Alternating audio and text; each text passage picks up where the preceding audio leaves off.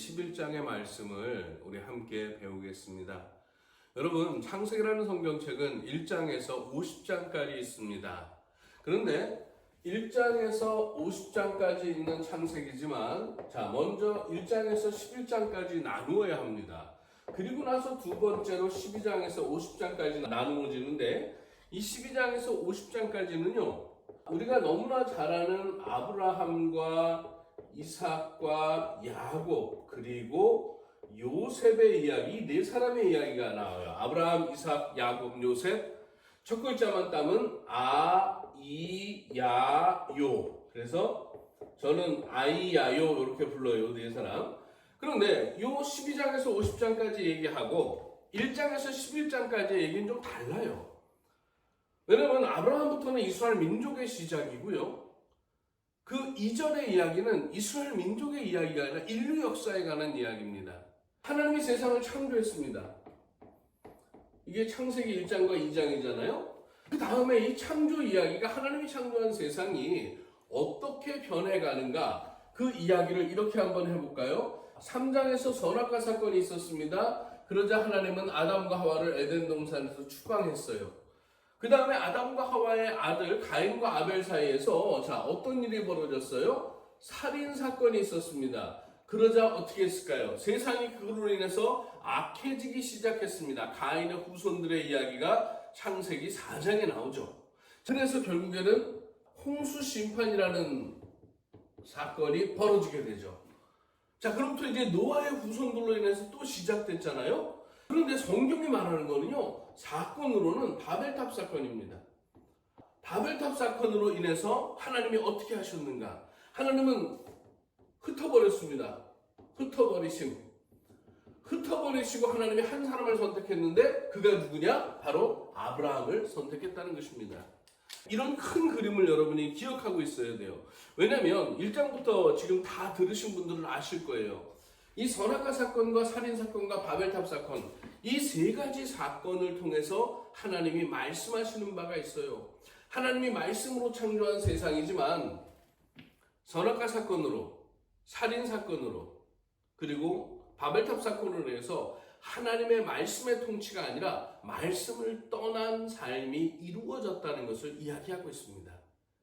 이것을 전제하고 창세기 11장 얘기는 창세기 10장과 연결해서 봐야만 이해가 가능합니다. 창세기 10장과 창세기 11장을 제가 이렇게 한번 적어볼게요. 창세기 10장에 읽어보면 제일 처음에 야벳의 이야기가 나옵니다. 야벳의 후손. 그 다음에 중간에 함의 자손 이야기가 나오죠. 창세기 10장 2절부터 야벳의 얘기가 나옵니다. 그 다음에 창세기 10장 6절에서 함의 자손의 이야기가 시작되고요. 그 다음에 셈의 자손의 이야기가 여러분 몇 절에서 시작하냐면 21절부터 10장 21절부터 시작됩니다. 그런 다음에 창세기 11장으로 넘어가면 여기에 바벨탑 사건 이야기가 나오죠. 바벨탑 사건 이야기가 11장 1절에서 9절까지 나오거든요. 11장 1절에서 9절까지. 이건 10장이죠. 10장이고 이것도 10장입니다. 11장 10절부터 시작해서 무슨 얘기가 나오냐면 여기에 또다시 셈의 후손의 이야기가 나와요. 창세기 10장과 11장은 한꺼번에 봐야 되는데 여러분 보세요. 여기까지 10장이죠. 10장까지 첫째 아들, 둘째 아들, 셋째 아들인데 그게 완전히 뒤집어졌잖아요. 제가 말씀드린 적이 있어요. 히브리서는 가운데 이야기가 제일 중요하다고 제가 말씀드렸잖아요. 함의 이야기를 하려고 하는데 함의 아들 중에 구스라는 아들이 있는데 그 구스의 막내 아들이 니므롯이에요. 이 니므롯이라는 아들이 시날 땅에 정착했습니다. 바벨이라는 곳에서 뭘 쌓았는가? 바벨이라는 곳에서 바벨탑을 쌓았다고 성경이 말하고 있는 거죠. 여러분 10장에서는 함의 얘기를 중심적으로 얘기하는 거예요. 왜? 11장에서 누구 얘기를 하려고? 바벨탑 사건 얘기를 하려고. 바벨탑 사건으로 인해서 선악과 사건으로 에덴 동산에서 아담과 하고 쫓겨났잖아요. 왜? 하나님의 뜻하고 다르니까. 살인 사건으로 인해서 가인은 떠돌이가 됐어요.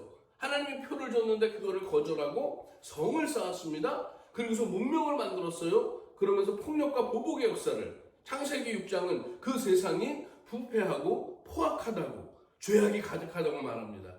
그래서 하나님은 홍수로 심판했잖아요.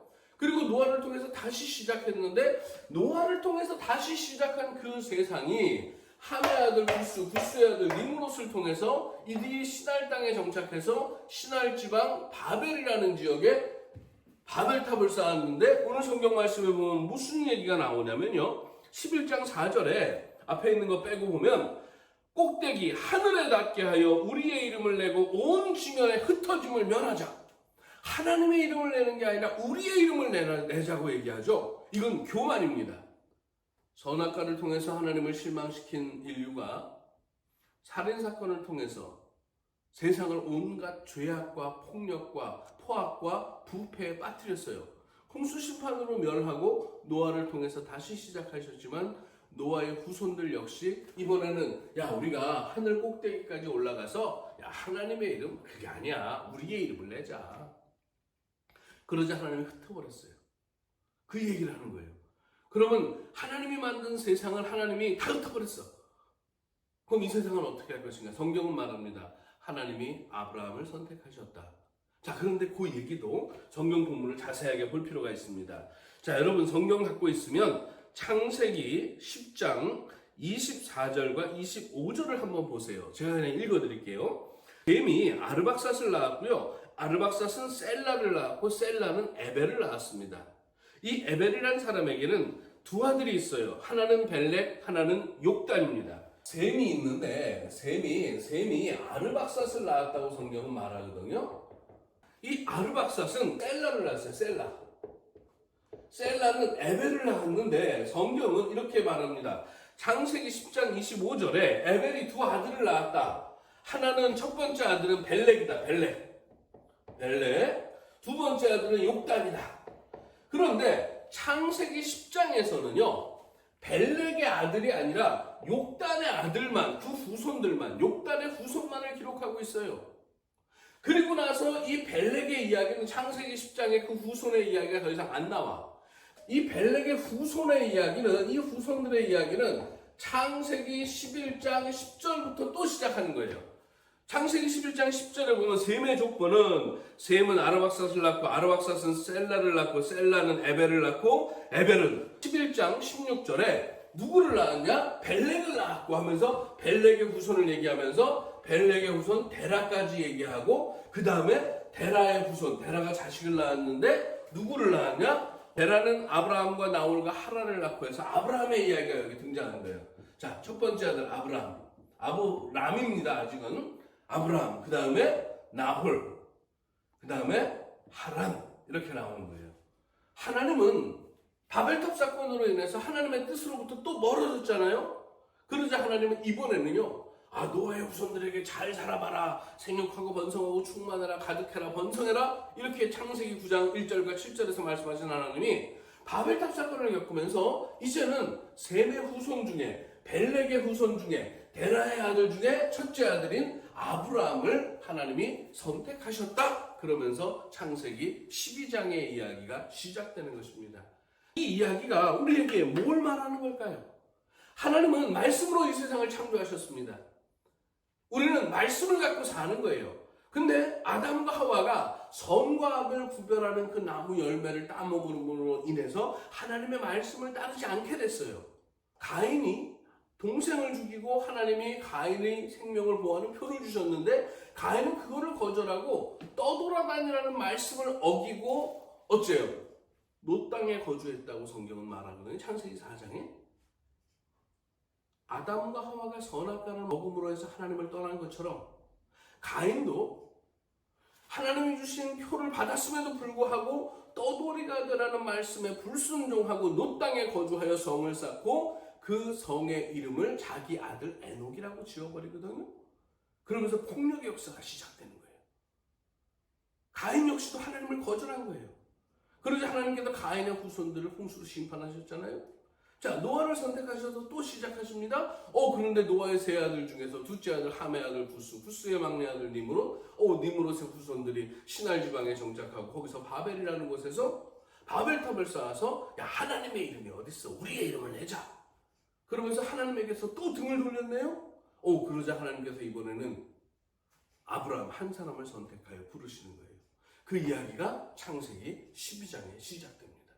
그러면 창세기 1장에서 11장이라는 신학자들은 이제 옛날에 원역사라고 얘기했거든요.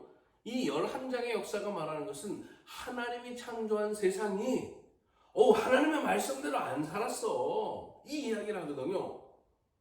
선악과를 따먹으면서 안 됐고, 가인이 동생을 죽이면서 일을 그르쳤고, 사람들이 바벨탑을 쌓으면서 또 일을 그르쳤네? 그러자 하나님은 아이고 안 되겠다. 이 세상엔 희망이 없어. 등을 돌리시는 하나님, 세상을 끝장내시는 하나님이 아닙니다. 하나님은 또다시 아브라함 한 사람을 선택하셔서 하나님은 또다시 새 출발을 하시는 거예요. 여러분, 그래서 저는 하나님은 포기를 모르시는 하나님이라고 저는 고백합니다. 하나님이 저를, 여러분을, 우리를 포기하지 않으셨습니다. 말씀으로 이 세상을 살아보자고, 하나님의 능력으로 한번 살아보자고, 하나님과 함께 살아보자고 저와 여러분에게 말하고 있습니다.